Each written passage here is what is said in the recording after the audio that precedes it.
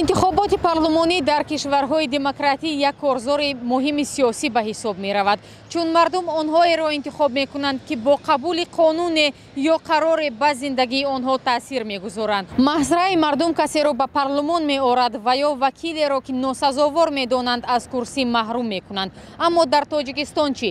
Тақдири интихоботро кӣ ва чӣ гуна ҳал мекунад? То куҷо раъи мардум дар он таъсир дорад ва оё тақаллуб дар ҷараёни интихобот сурат мегирад ё на? Бо чунин суолҳо мо ба баъзе аз раҳгузарони шаҳри Душанбе муроҷиат кардем.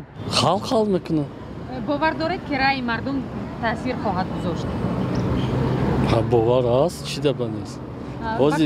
ҳозир дигар хел вақта, ҳозир халқи овоз тия ҳамаш нағз мешавад. Ҳамун халқа ёхи, ҳамун овоз натия ҷо мешавад ҳам тағдиреш. ин ҳатто дар демократиятарин кишварҳои Аврупо ба назари ман чунин аст ки пешакӣ ҳама чиз ҳал шудааст. халқ ҳал мекунад. тақдири интихоботро ки ҳал мекунад? ҳукумат ҳал мекунад. ҳукумат халқ ҳал кардан наметавонад. Барои чӣ? ҳеҷ чӣ таъсир надорад овози мардум.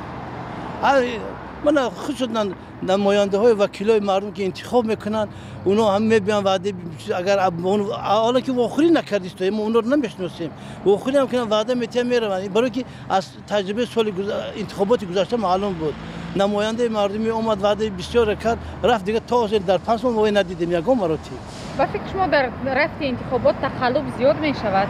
худаш ҳам маълум аст ки тақаллуб аст. ин кушоди равшан, ин ҳақиқатро бояд гуфт. барое ки мо бояд агар ҳақ нагӯем, худаш ин душманӣ ба ҳамин худи худ монад, ба худи миллат монад, ба худи давлат монад.